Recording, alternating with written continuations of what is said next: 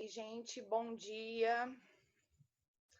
Nosso primeiro encontro hoje, né? Nessa fase difícil de quarentena. Tô começando a ver que o pessoal tá entrando. Deixa eu ver meus participantes aqui, mas ainda tá faltando muita gente, hein? Só tô conseguindo visualizar 9 pessoas. Vocês estão me ouvindo? Só para eu testar se tá ok. Podem falar aí pelo bate-papo, porque eu tive que fechar o microfone de vocês. Depois, mais tarde, eu abro para perguntas no final, porque no decorrer da aula, se eu deixar os microfones abertos, acaba que as coisas não fluem tão bem e a gente acaba tendo alguns problemas com o som. Não sei como é que foi a experiência de vocês com as outras aulas, né? Que vocês já, na verdade, o estudo começou oficialmente dessa maneira na quarta-feira. Mas vamos lá. Vamos só esperar mais um pouquinho, porque pouca gente, né? 11. Bom, já tô vendo que estão aí, tá a Nájila, Amanda, Adriele, Leidiane, Gessileia, Gilmar, Raíssa, Narayane, Stephanie, Marília, Fernanda, Lohane. Deixa eu ver mais aqui na minha listinha que aparece. Fernanda já tinha visto. Lohane.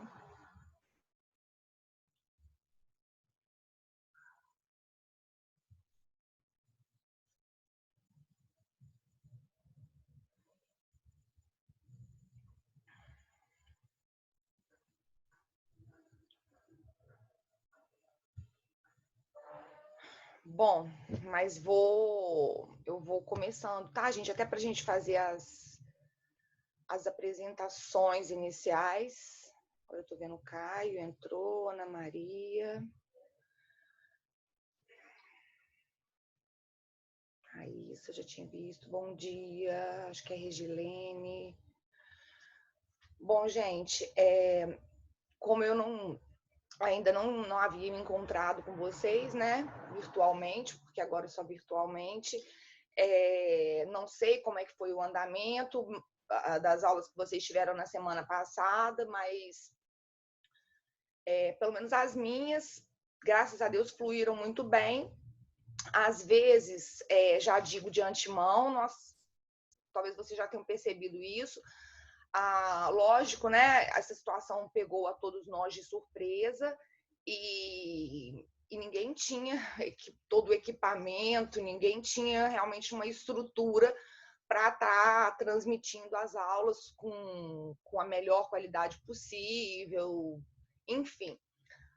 Mas saibam que esse é um ponto que eu acho que a gente tem até que pensar e valorizar bastante, porque se tem alguém que está trabalhando, além, naturalmente, daquelas pessoas que estão no front mesmo dessa batalha, são os professores, porque a gente não está parando, quer dizer, estamos cumprindo regularmente os nossos horários e indo até bem além, porque acaba que é necessário produzir alguma coisa de material para a aula não ficar simplesmente ou totalmente falada, né?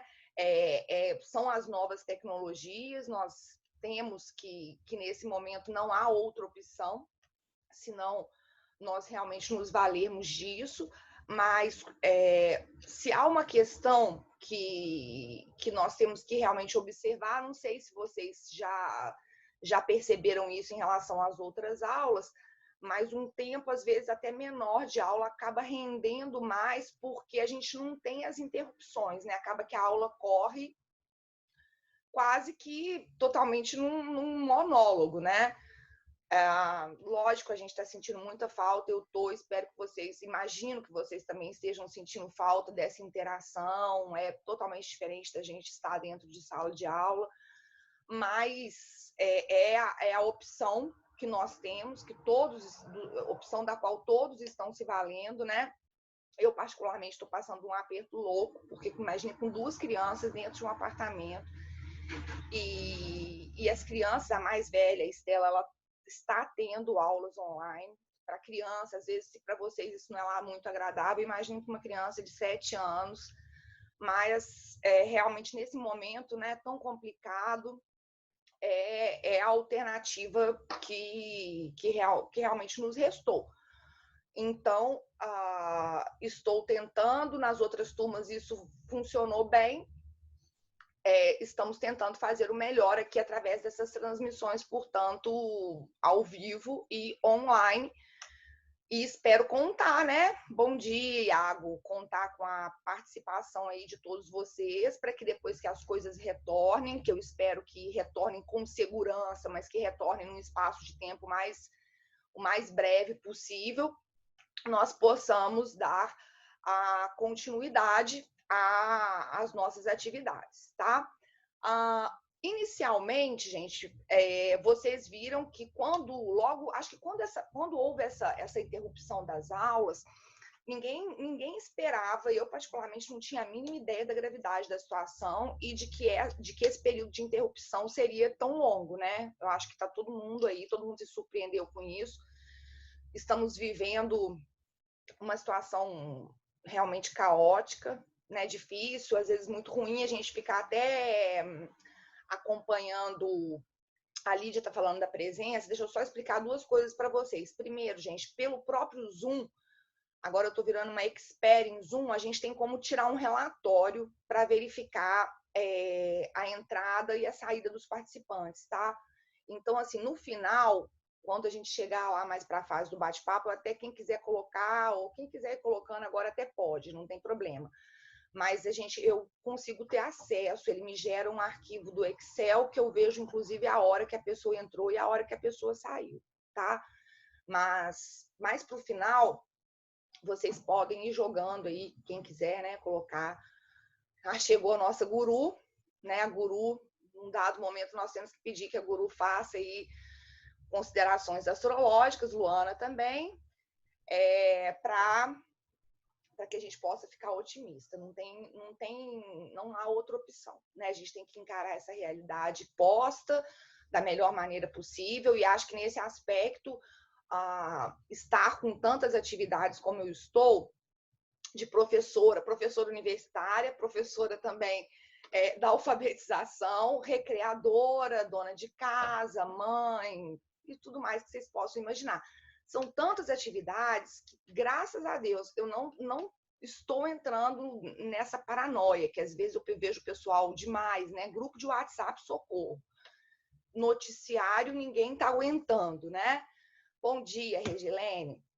Então, eu acho que vocês também, por mais que as coisas sejam difíceis, a gente tem que tentar se amparar, tanto, né, nas nossas crenças, na nossa fé, sermos bastante positivos e aproveitar esse tempo em casa de alguma maneira, de forma produtiva. Eu sei que é difícil, eu já fiz milhões de projetos e vários deles estão falhando, mas dentro do que for possível, vocês, então, têm muitas atividades, vocês já desenvolviam muitas atividades online, né?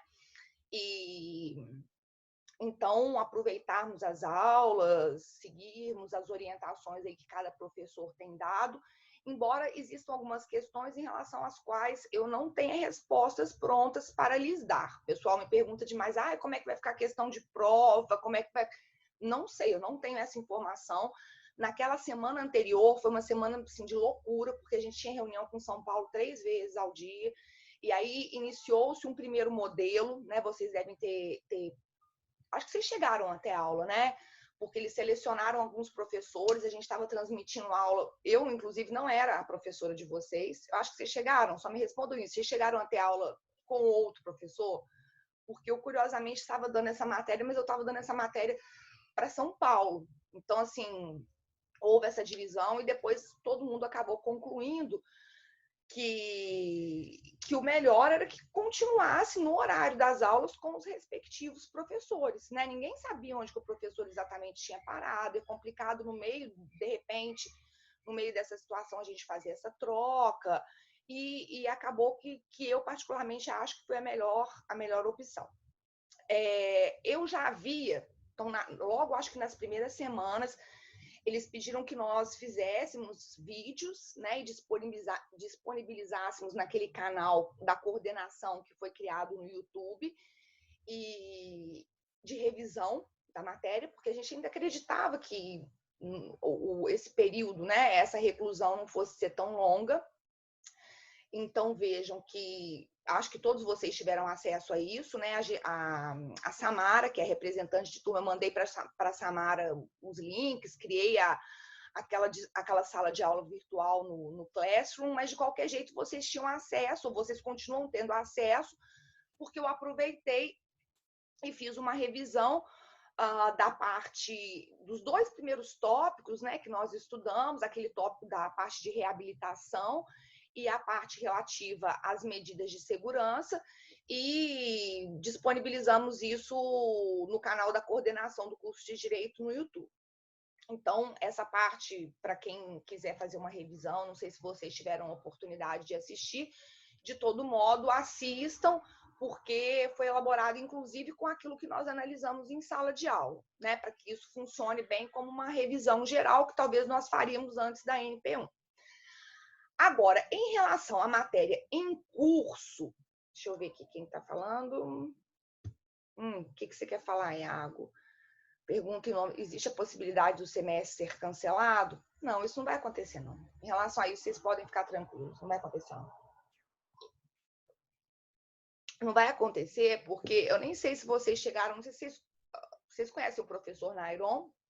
O professor Nairon é professor da Unip, né? Ele lida muito com a parte de direito do consumidor, e o Nairon, inclusive, fez um estudo, juntamente com outras pessoas, das portarias, das resoluções do MEC, tanto em relação a essa questão de aula, porque o MEC oficialmente recomendou, né, que houvesse a substituição pelas aulas online, que era o único mecanismo, mas esse temor que muitas vezes as pessoas ficam, vamos perder o semestre, ou em outros casos, né, minha filha está aqui no segundo ano, vai perder o ano.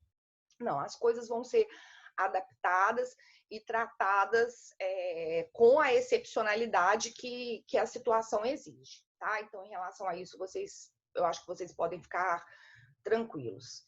E vamos ver, né? Agora a previsão é dia 30, vamos ver se as coisas se aquietam, se acalmam, vamos procurar viver um dia de cada vez, mas não se angustiem, porque as coisas vão ser resolvidas, sim, da melhor maneira possível, e toda a direção, a alta cúpula da direção, assim como a coordenação daqui, todos estão, assim, absolutamente preocupados mesmo, atentos a essa peculiaridade que nós vivemos, e em fazer o melhor realmente pelos alunos, para que vocês não tenham prejuízo, tá? Então, em relação a isso, acho que vocês podem ficar tranquilos.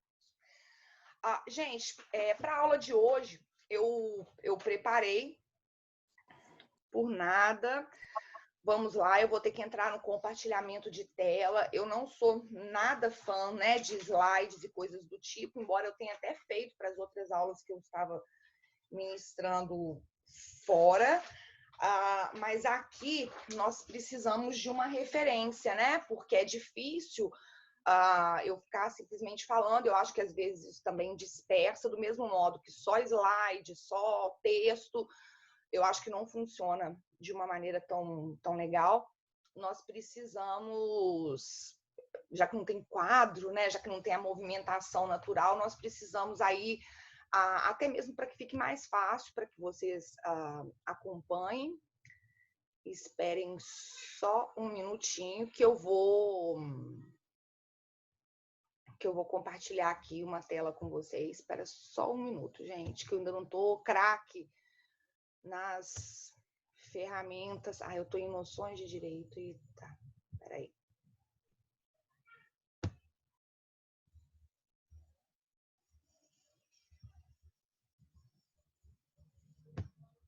Só um minuto.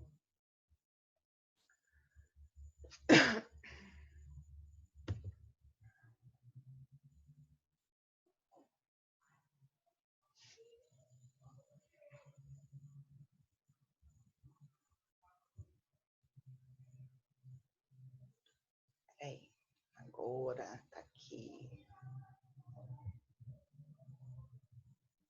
Então, vamos lá. Bom, nós havíamos iniciado aquela parte das causas de extinção da punibilidade, né, que é um outro ponto da nossa disciplina. E pelo menos assim, com essas 2 semanas de aula, a minha preocupação, eu quero muito, é que a gente consiga voltar logo, antes de prescrição começar, porque ensinar a prescrição... Peraí. Ensinar a prescrição por aqui é difícil, né? Imagine. Gente, o que está acontecendo que eu não estou conseguindo entrar? Bom, eu pedi para Gessileia... Eu sou cismada com a Gessileia. Gessileia, desculpa, eu tô te chamando aqui toda hora e é a... Vocês estão, né, com o roteirinho. É porque eu mesma quero ficar com o roteiro. Agora, eu não sei o que aconteceu. Que eu não tá... Peraí. A Samara mandou para vocês. Eu passei para ela ontem à noite, inclusive, quando eu consegui terminar de fazer isso. Gente, o que aconteceu? Peraí, gente, só um minuto. Coisas da vida.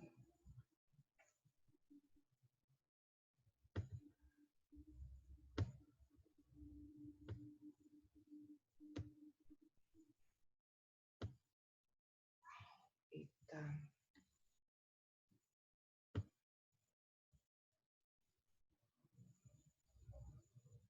Não sei o que está acontecendo, que eu não estou conseguindo compartilhar a tela. Deixa eu ver. Ai, gente, que coisa chata.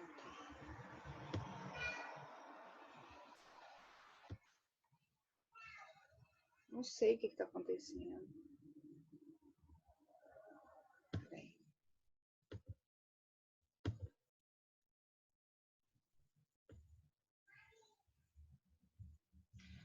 A questão fica chata, eu tenho que ficar abrindo isso toda hora.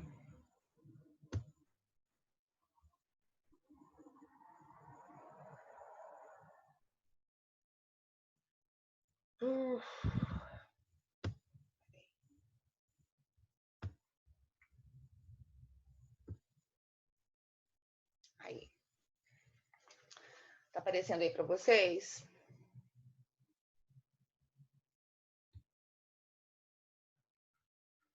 Só me falem aí, porque eu acho que dessa maneira é mais tranquilo. Ok? Beleza. Ah, Rodrigo apareceu, Ebrahim. Gente, uma boa parte desse conteúdo nós já tínhamos examinado em sala, né? Eu já tinha falado para vocês da extinção da punibilidade, e aí nós falamos, aqui eu simplesmente estou reproduzindo o artigo, pela morte do agente, né? E aí eu também fiz algumas observações, coloquei tópicos daqueles pontos que nós analisamos em relação a cada uma dessas causas extintivas da punibilidade. Então, fiz uma breve introdução, fiz essas considerações sobre condições objetivas de punibilidade, condições negativas de punibilidade, falei sobre a morte do agente, coloquei aqui os pontos, falamos sobre a anistia, falamos sobre graça e indulto e falamos sobre abolício crimes, ok?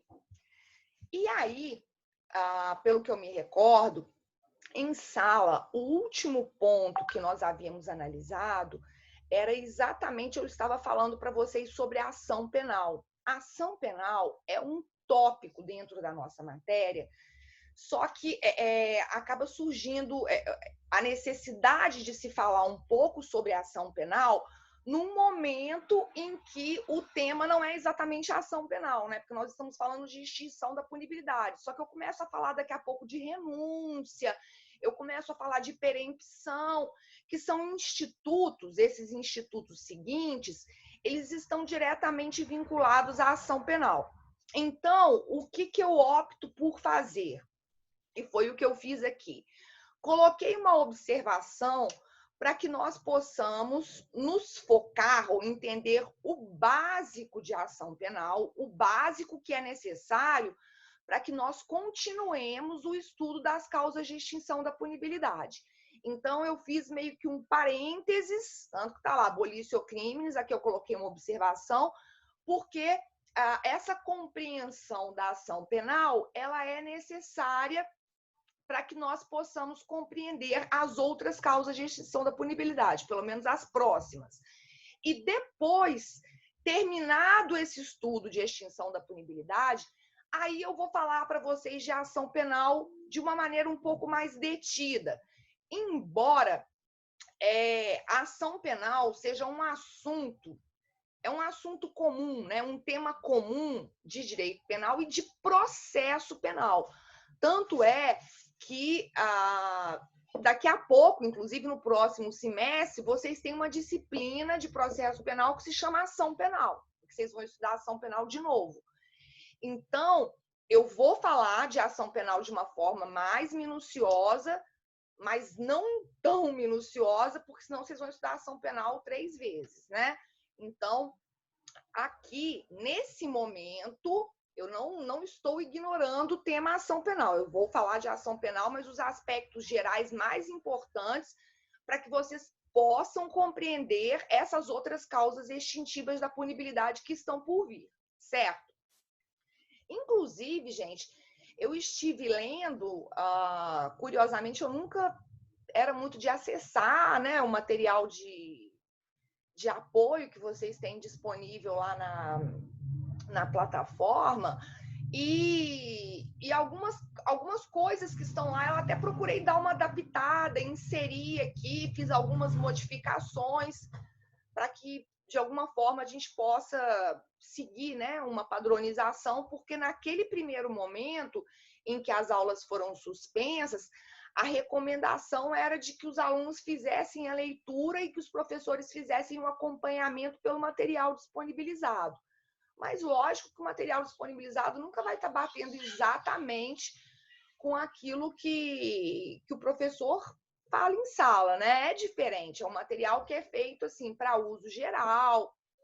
Então, eu até fiz a leitura de tudo e procurei selecionar alguns pontos que estavam tratados ali, embora sobre reabilitação, sobre medida de segurança, eu tenha transmitido aquelas aulas pelo YouTube, realmente bem vinculada ao que eu tratei com vocês em sala de aula, tá? Mas, enfim, eu lembro, inclusive, que eu acho que foi exatamente a nossa última aula, eu falei para vocês, nós estávamos fazendo um esquema em sala sobre ação penal, não é isso? Me digam se eu estou errada, mas, salvo engano, era exatamente isso. Pelo que eu me recordo, era exatamente isso.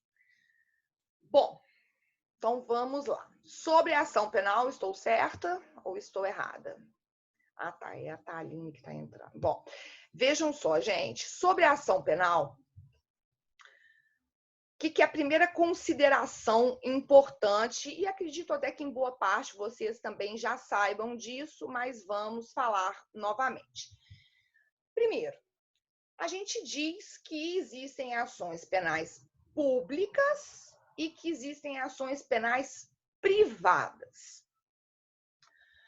As ações penais públicas seriam aquelas ações que têm como titular o Estado, e as privadas o ofendido, né? Representado, no caso, o Estado pelo Ministério Público, representado pelo particular, no caso das ações penais privadas. Valendo lembrar que a peça inicial, a peça inaugural nos crimes, quando eu tenho o início de um processo em crime de ação penal pública, é a denúncia, e no crime de ação penal privada é a queixa-crime.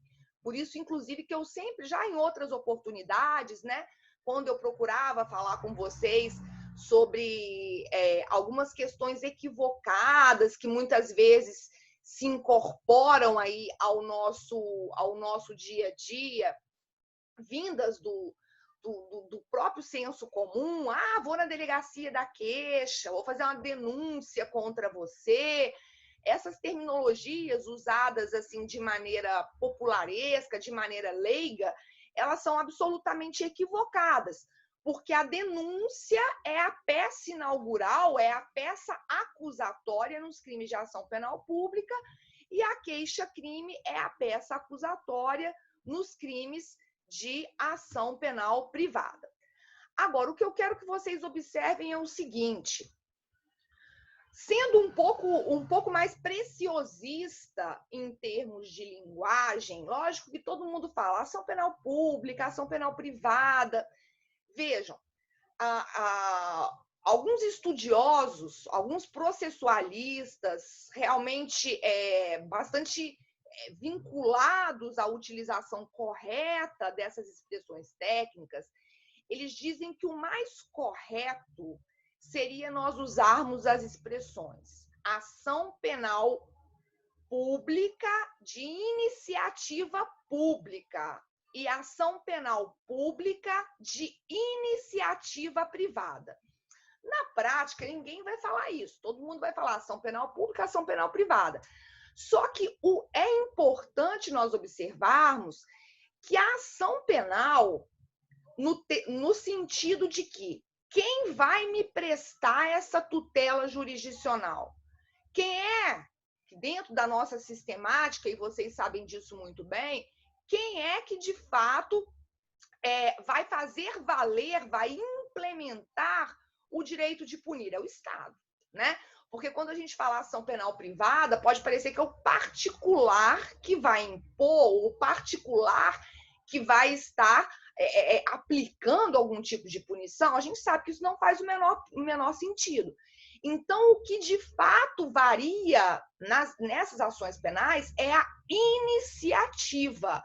Então, por isso, é importante vocês saberem dessa peculiaridade.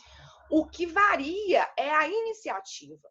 Na pública, a iniciativa é de um órgão estatal, representado pelo Ministério Público. Na privada, a iniciativa ela incumbe ao particular. E quando eu falo particular, atenção, não é qualquer particular.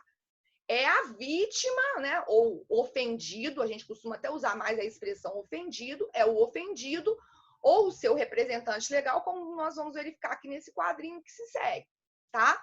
Não é qualquer pessoa, né? A gente fala particular de uma forma geral, mas é o ofendido.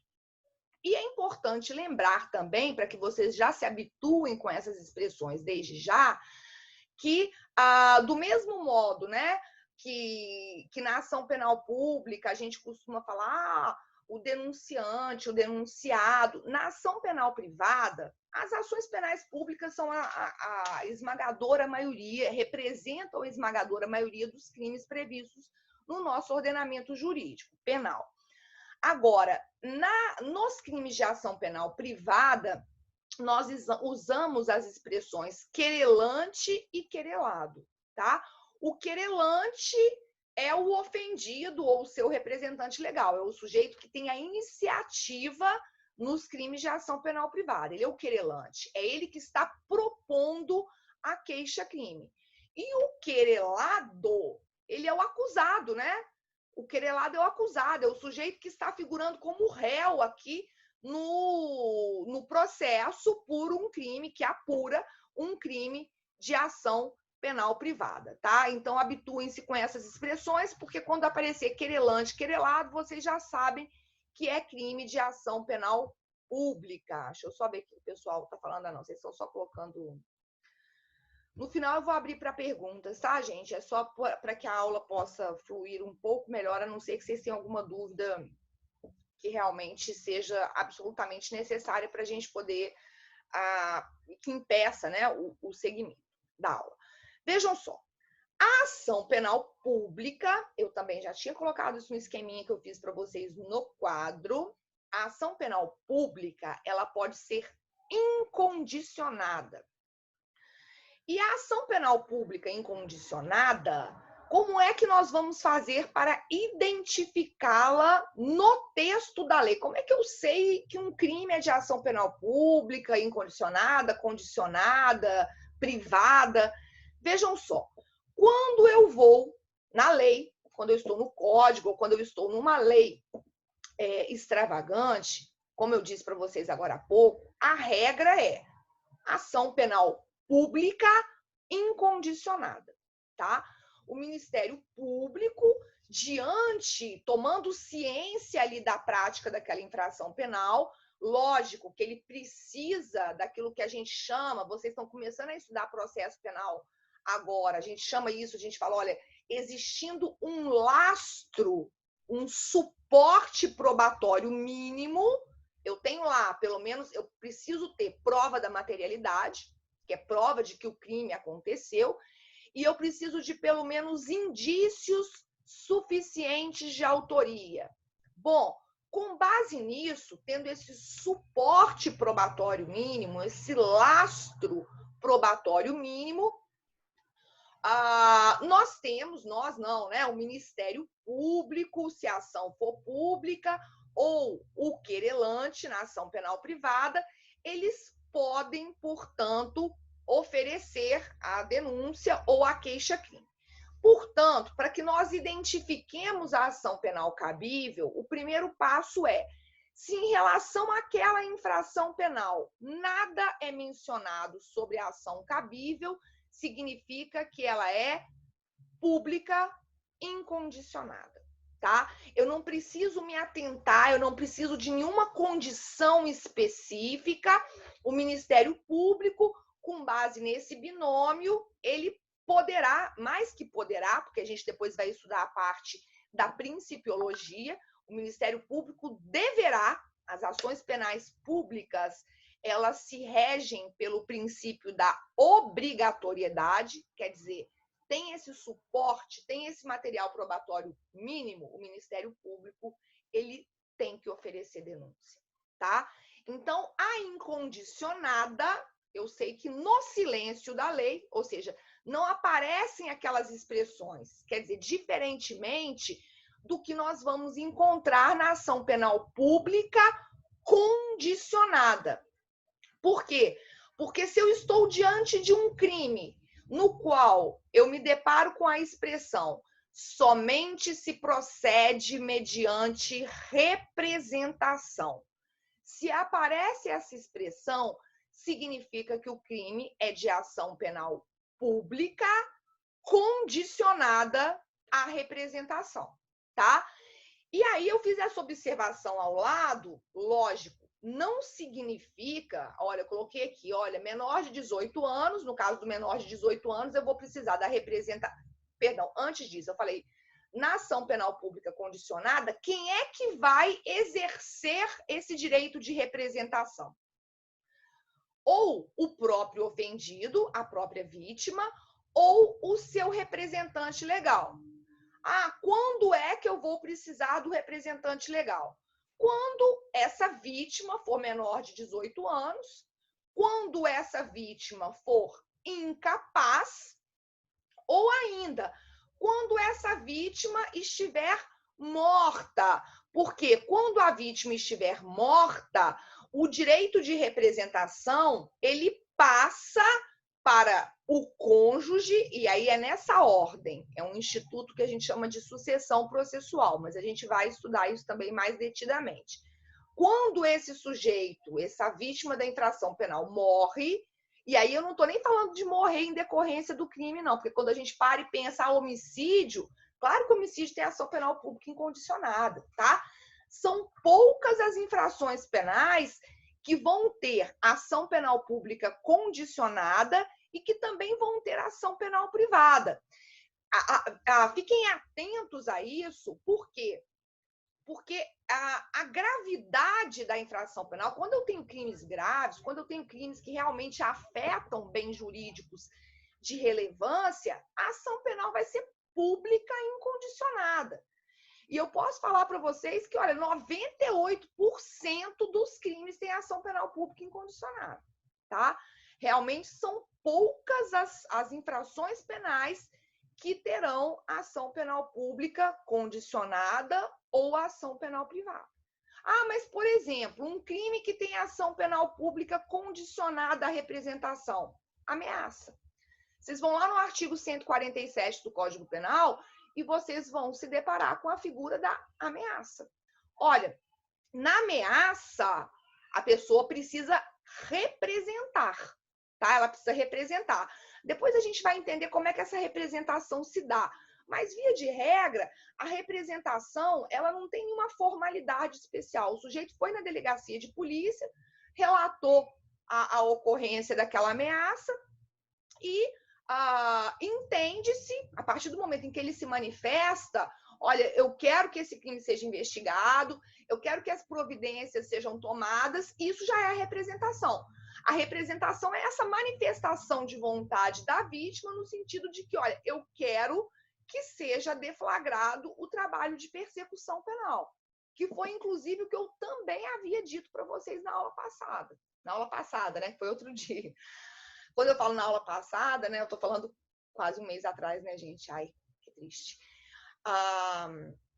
Eu falei, lembra que eu descrevi para vocês? Eu falei assim, persecução penal. Persecução penal é esse trabalho de se fazer impor para que nós possamos, eventualmente, ter de fato a imposição do jus puniendi, que é o direito de punir. Eu preciso, antes disso, que seja exercitado o jus persequendi, né? O jus persequendi, que aí sim vem o trabalho de persecução. E vocês também estão começando a estudar, ou já estudaram até bastante aí de teoria geral do processo penal. Esse trabalho de persecução penal, ele geralmente vai se dividir em duas fases. Uma fase pré-processual, que costuma corresponder à fase do inquérito, e uma fase processual, que é a fase especificamente do processo, da ação penal, tá? Mas quando nós estudarmos a ação penal, isso, se vocês já estão vendo, né, um pouco disso em processo, e na ação penal mesmo mais detida, a gente enfatiza esses pontos, tá? Então, na pública condicionada, a gente encontra textualmente, somente se procede mediante representação. Crimes, então, observem que às vezes os manuais não falam sobre isso, mas o que fundamenta a escolha, porque na verdade essa escolha é feita pelo legislador, né? Para que um crime tenha ação penal pública incondicionada ou para que o crime tenha ação penal pública condicionada à representação, à requisição do ministro da Justiça, que é uma outra situação bem peculiar, ou eventualmente a ação penal privada. A grande questão é, nos crimes de ação penal pública, você tem um interesse público preponderante. Olha, o bem jurídico que é protegido é vida, é integridade física, é a dignidade sexual, é a administração pública, de maneira que, quando eu tenho ação penal, a ação penal a pública condicionada, a representação e a ação penal privada, o bem jurídico tutelado, ele tem um caráter individual que acaba sendo preponderante, tá? Vejam, eu estou falando agora da ameaça.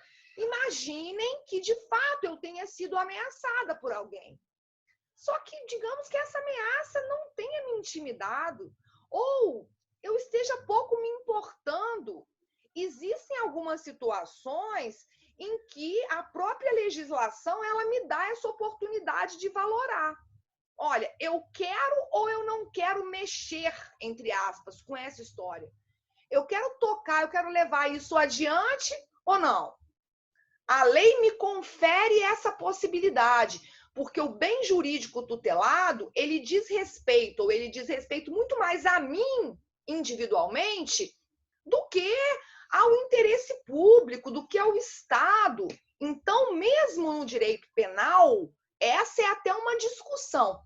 Essa é até uma discussão interessante, e esse é um viés crítico que também tem que ser estimulado. Porque quando a gente estudou lá no comecinho do direito penal, olha, direito penal, princípios do direito penal, princípio da intervenção mínima, o direito penal ele realmente só pode se fazer presente para tutelar os bens jurídicos que são os bens jurídicos mais importantes, né, os mais relevantes para a vida em sociedade, etc.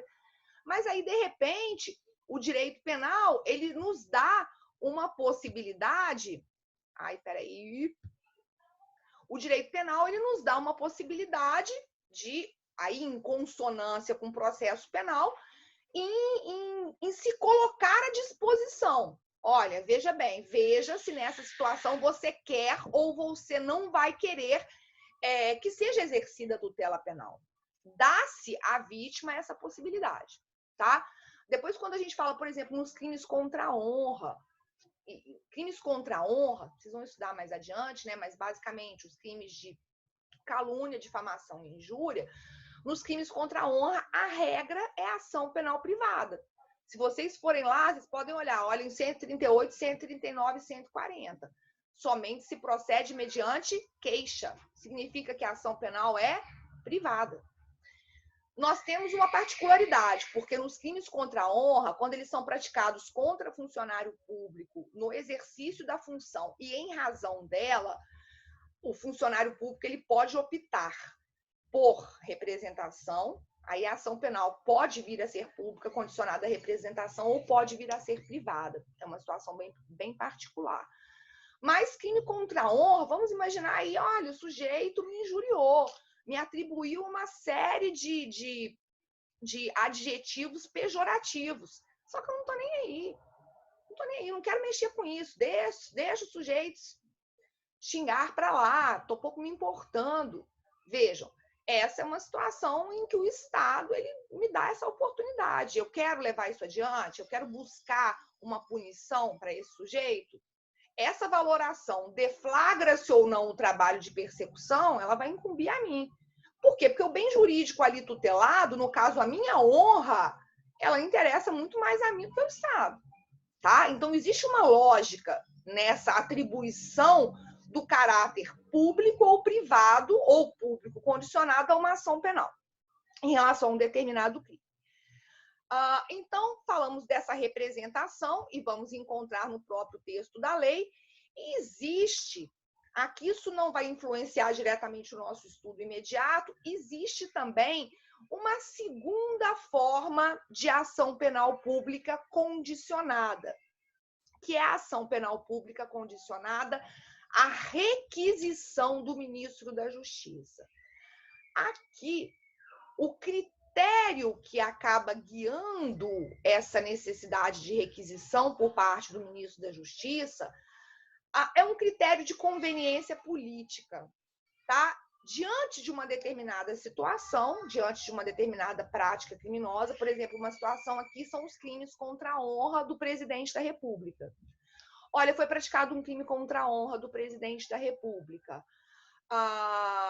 Para que se instaure a ação penal cabível, o ministro da Justiça ele precisa requisitar. O ministro da Justiça ele vai avaliar, com base num critério de conveniência política, olha, será que eu devo levar isso adiante?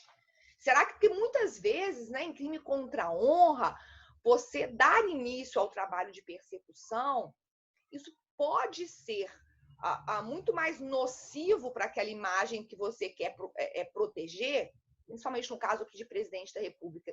E houve até uma situação, não sei se vocês se recordam, né, mas isso não é lá tão recente, mas uma época que, quer dizer, até hoje isso sempre existe, a despeito, não estou aqui levantando bandeira política alguma, mas principalmente no decorrer do governo Lula, as pessoas gostavam muito de fazer piadinhas, brincadeiras, dizendo que o presidente seria cachaceiro, né? Todo mundo já ouviu falar sobre isso. Ele é cachaceiro. E houve uma ocasião em que um correspondente internacional, um jornalista norte-americano, residente no Brasil, ele fez uma reportagem em que supostos problemas com álcool por parte do ex-presidente eram recorrentes, havia um tom também bastante jocoso e pejorativo. E inicialmente houve uma discussão sobre isso, né? E aí, o ministro da Justiça requisita a instauração do trabalho de persecução, instaura-se inquérito, vamos punir o jornalista. Ainda havia uma certa barreira, até mesmo em relação àquela questão de valoração de direitos fundamentais, né? Até que ponto era a liberdade de expressão, a liberdade de informação, e até que ponto aquilo atingia, sim, pessoalmente a honra do presidente da República. Só que nessa valoração, o então ministro da Justiça entendeu por bem não deflagrar nenhum tipo de trabalho persecutório. Porque imaginem só, no caso então de uma figura, né, de uma figura pública como o presidente, se você começa a todo tempo, então em que pé está nesse momento a discussão, aquela discussão ela acaba ganhando mais vulto, ela acaba ganhando mais projeção. Existe uma expressão latina, e depois também nos crimes de ação penal privada, principalmente nos crimes de ação penal privada, é uma expressão latina para designar isso. A expressão se chama strepitus judice. O que é esse strepitus judice? É o escândalo do processo. Tá? O processo, muitas vezes, nessas situações, já que o que eu tenho ali em jogo é, acima de tudo, um bem jurídico de caráter individual, o processo pode representar um escândalo muito maior. Agora, vejam também como é que as coisas mudam, né? Aqui a gente passando para a ação penal privada, então a requisição do ministro da Justiça está amparada nesse critério de conveniência política, ele vai fazer essa avaliação, ele não está obrigado a requisitar a instauração do procedimento, e aí existem algumas peculiaridades que diferem a requisição da representação. Requisição do ministro da Justiça é algo bem raro. Guardem esse exemplo, lembrem esse exemplo de crime contra a honra do presidente da República, porque acaba sendo mais emblemático. Agora, nas ações penais privadas, vejam, essas aqui, então, que somente se procedem, é a expressão que a gente encontra lá, somente se procedem mediante queixa. Aqui, existe uma outra questão também interessante para ser colocada, que é o seguinte: nas ações penais privadas, alguns autores, a gente tem um autor que às vezes é pouco valorizado, pouco dito, porque ele não é autor de manual, né? Um cara que faz uma análise muito crítica de processo penal. Ele é um autor carioca chamado Afrânio Silva Jardim. E o professor Afrânio, na obra dele, ele fala muito, o que eu sempre gosto de falar com vocês em sala, né? Pelo menos levantar essa bandeira para que a gente tenha um pensamento crítico, de falar muito sobre seletividade do sistema penal. O sistema penal, clientela do sistema penal, grosso do sistema penal é pobre. O sistema ele é sim seletivo, ele escolhe quem ele vai punir e por aí vai. E no caso de ação penal privada, vamos imaginar, no caso da ação penal privada, a gente poderia fazer um raciocínio a contrário senso. Por quê? Se eu fui vítima de um crime de ação penal privada e eu realmente desejo que esse trabalho de persecução penal seja deflagrado, vejam só, eu preciso de um advogado, né? Porque na ação penal pública, ainda que ela seja condicionada, a representação ou a requisição do ministro da Justiça, elas representam o quê? Elas representam um pontapé inicial. Porque a partir do momento em que você diz, eu vou representar, e representa, ou o ministro da Justiça requisita, quem é que vai assumir a titularidade dessa ação penal?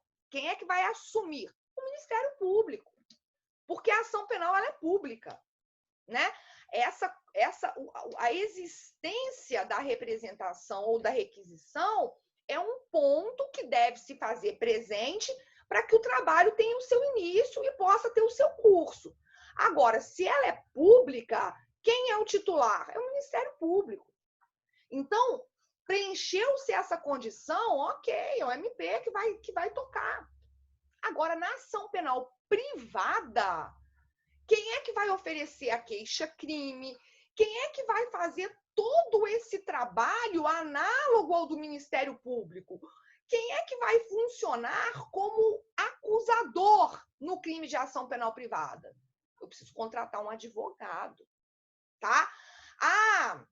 Ok. Então, o sujeito desprovido de condições financeiras é vítima de um crime contra a honra.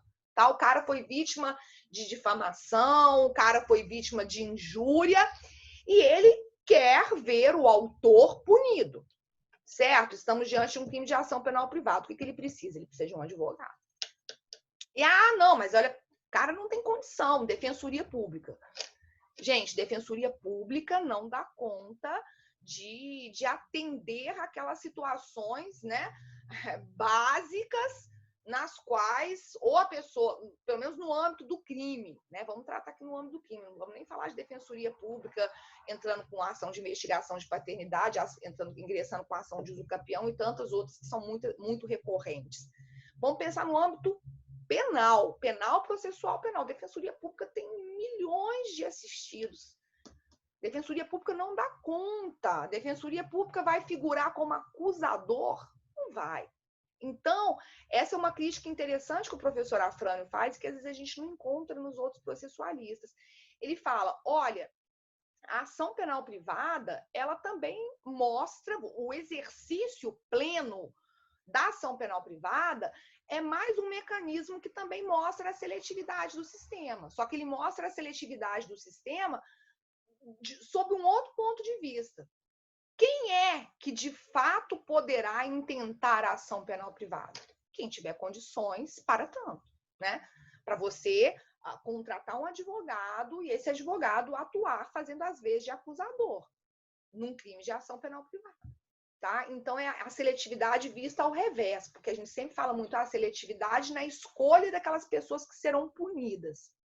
Mas aqui eu tenho a seletividade no sistema. Quem poderá, de fato, exercer esse direito? Quem tiver condições para tanto.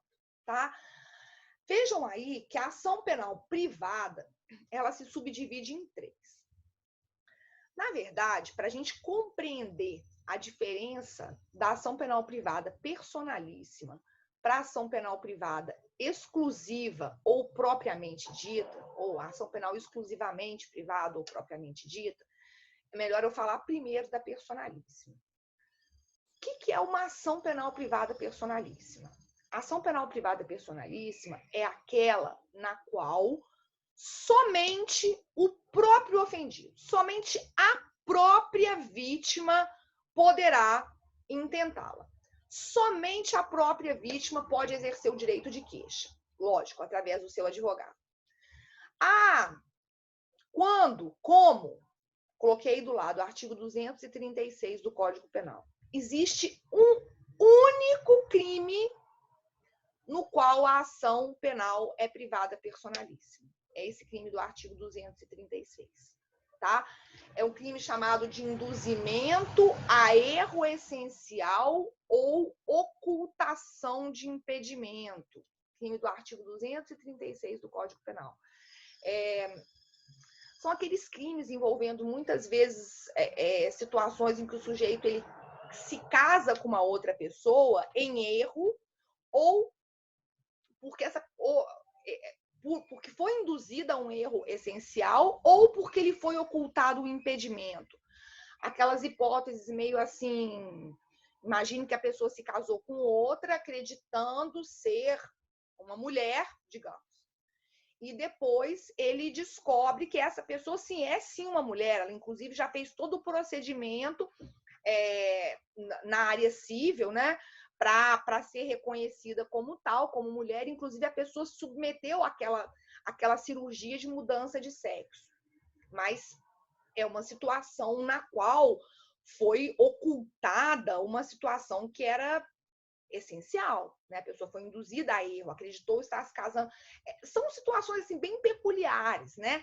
Tanto é que nós temos um único crime de ação penal privada personalíssima. Um único, tá? Então,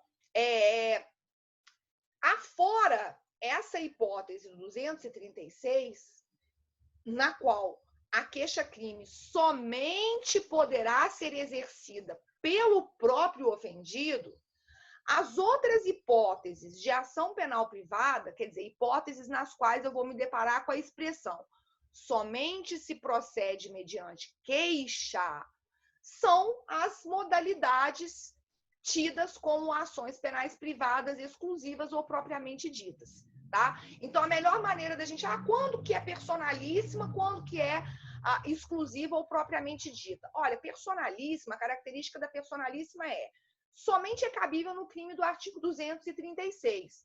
E mais, a peculiaridade quem pode exercer o direito de queixa somente o próprio ofendido, só ele. Ah, é diferente do que acontece na exclusiva ou propriamente dita, porque na exclusiva ou propriamente dita... Gente, peraí que sumiu minha telinha.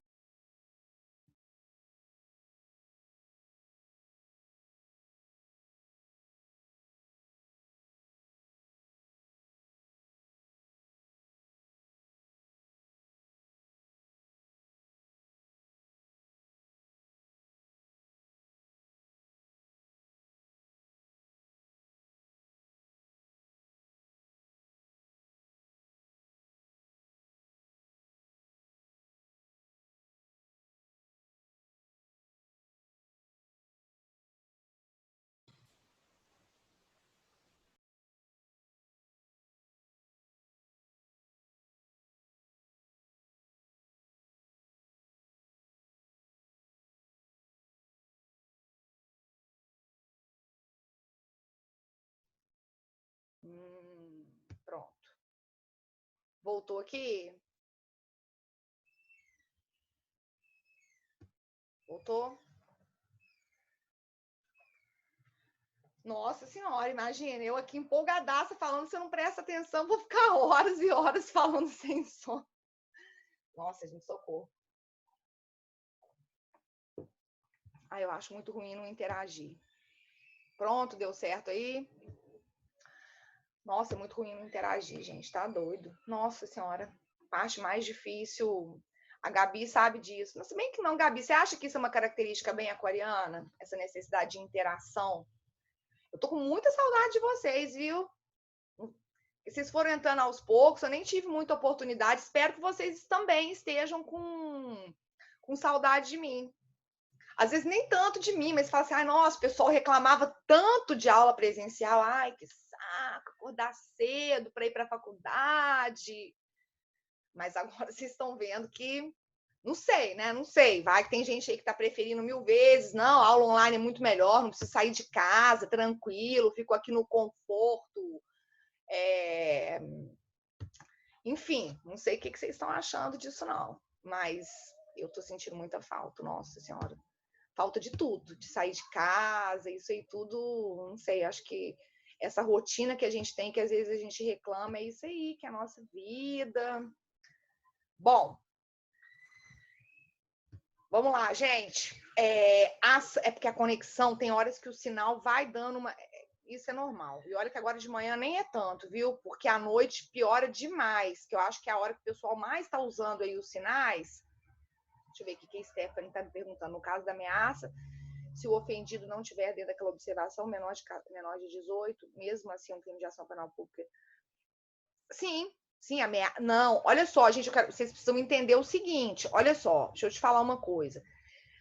A grande questão é a seguinte: a representação, cuidado, tá? Porque cuidado que vocês estão fazendo um entendimento meio análogo com representação do direito civil. Foi bom você ter feito essa pergunta, porque olha só, se tiver mais alguém compreendendo de uma maneira equivocada, vejam só. Representação é o nome que se dá para essa manifestação exigida pela vítima nos casos de crime de ação penal pública condicionada à representação. Não significa que a vítima é menor. A observação que eu fiz aqui, ó, ação pública condicionada. Quem vai exercer o direito de representação? Suponhamos que eu tenha sido vítima de um crime de ameaça. O que eu vou fazer? Bom, eu quero ver essa pessoa punida, eu estou indignada, ou até eventualmente eu estou me sentindo mal com essa ameaça, eu vou até a delegacia de polícia e vou registrar uma ocorrência narrando esse fato ocorrido e dizendo que eu quero que as providências legais sejam tomadas. Isso sou eu, maior, vítima de um crime de ameaça, que tem ação penal pública condicionada à representação, indo à delegacia de polícia exercer o meu direito de representação. Agora, suponhamos que a pessoa que tenha sido vítima da ameaça seja minha filha de 7 anos. E aí? Aí, nesse caso, ela não tem como ir a uma delegacia de polícia manifestar o seu desejo de representar. Aí, nesse caso, eu, como representante legal da minha filha, vou até a instância policial exercer esse direito de representação, tá? Então, cuidado, porque a representação é o termo utilizado para designar essa modalidade essa modalidade de ação penal na qual eu preciso desse pontapé inicial por parte da vítima ou do seu representante legal, se a vítima não for capaz. Agora, cuidado, porque olha, eu, maior, capaz, vou à delegacia e represento. Agora, se eu tenho, foi o que eu coloquei aqui do lado, menor de 18, ou incapaz por outra razão, ou eventualmente a pessoa foi vítima de ameaça, só que a pessoa morreu. Aí, esse direito de representação, ele é transmitido nessa ordem ao cônjuge, se o cônjuge não quiser exercer, ao ascendente ou ascendentes, aos descendentes e aos irmãos, tá? Então, a regra é que a representação vai ser exercida pelo próprio sujeito que foi vítima daquela infração penal. Se essa pessoa não é capaz, a representação poderá ser exercida ou pelo seu representante legal, no caso de menor de 18 ou incapaz, ou se é o caso da pessoa ter morrido, esse direito ele poderá ser transmitido, ele será transmitido para essas pessoas, segundo essa ordem, que é uma ordem que é estabelecida lá no artigo 30 do Código de Processo Penal. Cônjuge, ascendente, descendente, ou, nossa, tá errado aqui, ó, é ou irmão, tá? Então, cuidado, espero que isso tenha ficado entendido. Senão fica parecendo que precisa de representante legal, não precisa de representante legal se a pessoa for menor ou incapaz, ou eventualmente tiver morrido. Mas o direito de representação, a ideia é que, do mesmo modo que o direito de queixa. Quem que vai exercer? Eu fui vítima de um crime de ação penal privada, tá? Quem é que vai exercer esse direito de queixa? Quem é que vai se manifestar no sentido de que deseja... Olha, o direito de queixa vai ser exercido por mim, através de um advogado, tá? Ah, mas e se a pessoa que foi vítima desse crime é menor, é incapaz? Aí o representante legal vai fazer, às vezes, através também, e há necessidade da contratação do profissional específico, que tem um justo postulante, que vai ser o advogado, tá?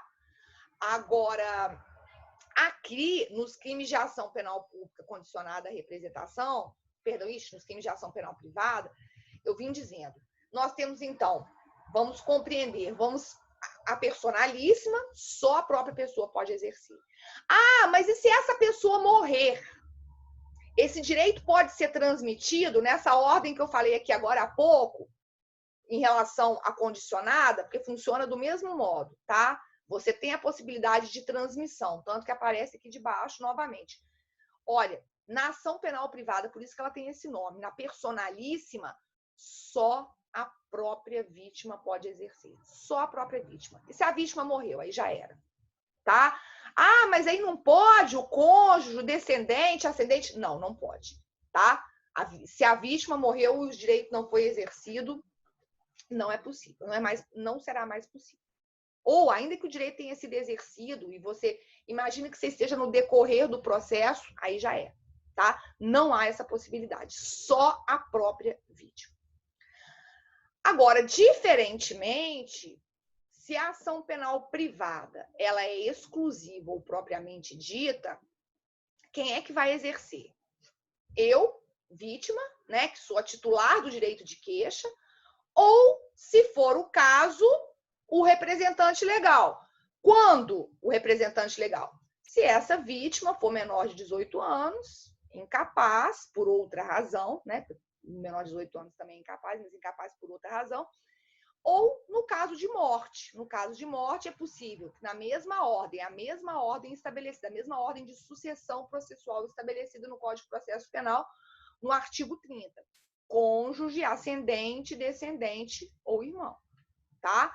Então, nesse caso, você tem a possibilidade do exercício do direito, seja na representação, seja aqui na queixa, você tem a possibilidade do direito ser transmitido a uma outra pessoa, no caso de morte. No caso da ação penal privada personalíssima, não existe a possibilidade de qualquer outra pessoa exercer o direito. Somente a própria vítima, somente o próprio ofendido. Tá? Por isso ela é chamada de personalíssima. E existe uma outra figura, uma outra espécie de ação penal privada, que é chamada de ação penal privada subsidiária da pública. Essa figura aqui, eu vou falar agora, isso não vai interessar, não vai repercutir diretamente no nosso estudo de causas extintivas da punibilidade, mas a ação penal privada subsidiária da pública, ela, na essência, tanto que quando a gente vai estudar os princípios que regem cada uma das ações penais, a ação penal privada subsidiária da pública, ela é uma ação penal, na essência, ela é uma ação penal pública. Só que o que aconteceu? O Ministério Público, ele ficou inerte. Ele perdeu o prazo para oferecer denúncia. Ele perdeu o prazo para oferecer denúncia. Não que isso seja exatamente um problema, porque vocês já estão começando a estudar processo, e é uma questão que, inclusive, é sempre muito criticada, porque em relação... A lei estabelece prazos para que o Ministério Público, para que os juízes pratiquem os atos processuais que lhes incumbem? Sim, a lei estabelece, tá? Então, por exemplo, aqui no Código de Processo Penal, a gente tem a imposição legal de que o Ministério Público, uma vez de posse, né, dos elementos probatórios necessários, o Ministério Público tem um prazo de 5 dias para oferecer denúncia, se eu tiver réu preso, e o Ministério Público tem um prazo de 15 dias para oferecer denúncia, se for caso não vou nem falar de réu, né, porque ainda não ofereceu denúncia. No caso de investigado solto. Então tá lá, Ministério Público, 5 dias para oferecer denúncia, no caso de preso, e 15 dias no caso de solto. O que a gente acaba já, com a prática, entendendo? Esses prazos para Ministério Público, para juiz, são prazos que a gente acaba chamando de prazo impróprio, né? Por que prazo impróprio? Prazo impróprio porque se o sujeito descumprir esse prazo, ele vai acabar não sofrendo nenhum tipo de sanção processual, né? Vai o advogado perder um prazo. Vocês estudaram, vocês estão estudando as preclusões que existem, né? Principalmente preclusão temporal, o advogado perdeu o prazo, se lascou, né? Agora, juiz, Ministério Público, a gente fala, esses prazos deles acabam sendo prazos impróprios. Por quê? Porque se esses prazos não forem observados, não vai ter maior repercussão. Não vai ter imposição efetiva de nenhuma sanção processual. Mas a ideia da ação penal privada subsidiária da pública é a seguinte: olha, eu estou diante de um crime de ação penal pública, só que o que aconteceu? O Ministério Público, ele não ofereceu... Peraí, deixa eu só ver. É um requisito ser incapaz? Ah, não, esse aqui já foi aquela pergunta, né? Não é outra pergunta, não. No caso da ação penal privada subsidiária da pública, suponhamos que o Ministério Público tem lá o prazo de 15 dias para oferecer denúncia, estando esse sujeito investigado, o suposto autor da infração penal, o cara está solto, tá? E aí, digamos que tenha sido instaurado inquérito e tal, o inquérito foi devolvido lá para o MP, o inquérito está lá parado há 30 dias, o Ministério Público não ofereceu denúncia, sendo que a lei estabelece um prazo de 15. Olha, o que acontece nessa situação? O Ministério Público ficou inerte, não ofereceu a denúncia no prazo estabelecido pela lei. Abre-se para a vítima a possibilidade, lógico, também através do seu advogado, abre-se para a vítima a possibilidade de intentar a chamada queixa-crime substitutiva.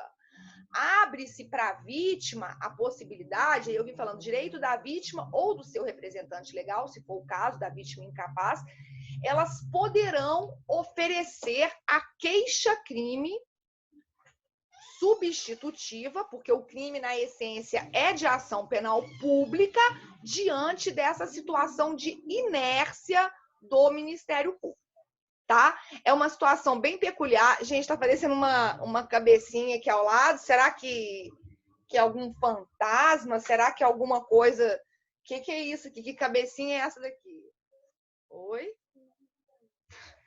Pode pegar um negocinho meu que tem lá no seu armário. Que negocinho, meu Deus, agora não, no meio da aula, tá todo mundo te vendo. Todo mundo tá pensando assim, nossa, olha lá, professora, no meio da aula aparece uma criança, vai aparecendo com uma cabecinha. Dá tchau pro pessoal, fala, oi, alunos, vocês estão adorando a aula da minha mãe? Nem sei o que é, a aula vai acabar daqui a pouco. De queijo forte, do tigre. Tá bom, vai lá. Posso pegar? Tá bom, vai lá. Fecha a porta. Tá vendo, né, gente? Eu tinha esquecido de fazer essa advertência com vocês, porque eu ainda falei, olha, gente, a gente está fazendo da melhor maneira possível, mas podemos ter, inclusive, ser objeto de algumas invasões, o que recorrentemente tem acontecido, né? E pelo menos a invasão hoje foi de uma só, porque tem horas que começa a invasão total, não tem jeito, né? E é engraçado porque criança também, mas tadinha as crianças, né, gente? As crianças estão sofrendo demais, nossa senhora. Eu entro, falo, mamãe não pode interromper, mamãe está ao vivo, isso é muito sério e não sei o que. É a mesma coisa que não falar nada. Sabe que ela tá vindo aqui me perguntar? Toda quietinha, mamãe, eu posso aquele negócio, aquela coisa bem de criança, né? Porque ela quer comer Cheetos. Cheetos, ó, a essa hora da manhã. Gente, a situação tá tão difícil que eu tô tendo que deixar.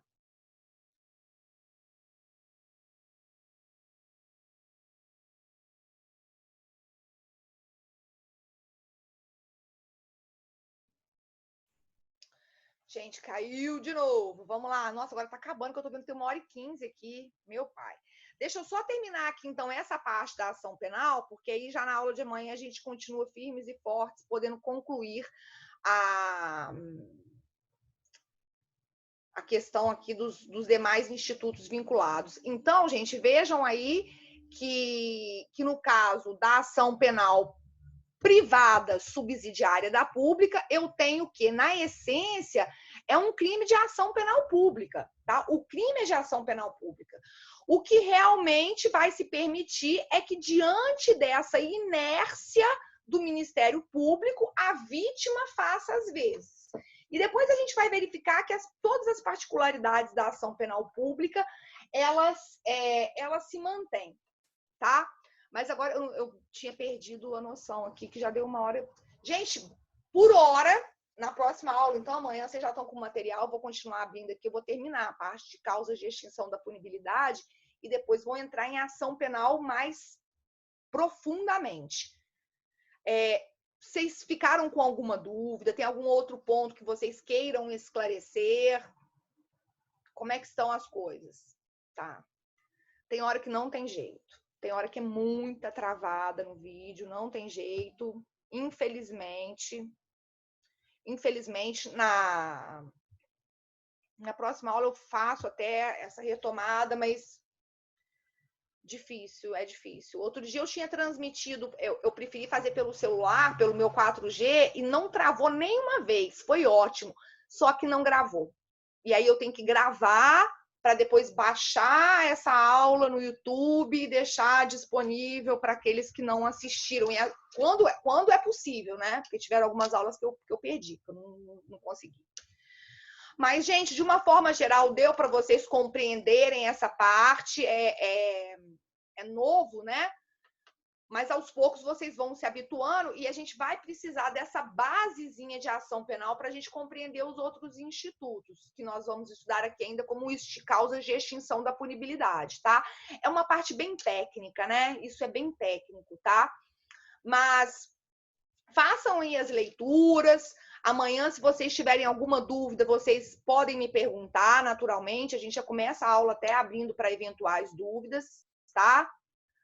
E você achou interessante? Bom, a gente tem essas particularidades, né? Essa questão de distinguir. Agora vocês não podem mais cometer esse equívoco de jeito nenhum, tá? Nada de falar que vai na delegacia da queixa, que vai vai denunciar, vou denunciar você, né? Não, isso aí é só o Ministério Público, tá? Então, gente, bom, eu falei que tô com saudade de vocês, ninguém tá se manifestando, não é possível. O coração de vocês não amoleceu aí em tempos de reclusão, não? Bom, gente, então vamos, eu tenho que me despedir, porque eu já vou começar, eu dou mais 2 aulas agora de 1h15 ininterruptamente, tá? Força! Vamos lá, vamos estudar, vamos fazer as coisas. Não precisa ficar, não fiquem se apavorando, achando que vai acontecer isso, aquilo. Não, não tem nada disso, ninguém vai perder o semestre, a gente vai dar um jeito, vai ficar tudo bem. O mais importante é que as coisas se estabilizem, que todos nós fiquemos bem, nossos familiares, as pessoas, que essa situação caótica tenha fim. E que a gente saia desse momento de dificuldade como pessoas melhores, que é o que importa, tá? Gente, então vou indo, porque o negócio não vai pegar pro meu lado hoje, tá? Beijos a todos vocês, amanhã a gente tá aí, tá? Valeu, gente!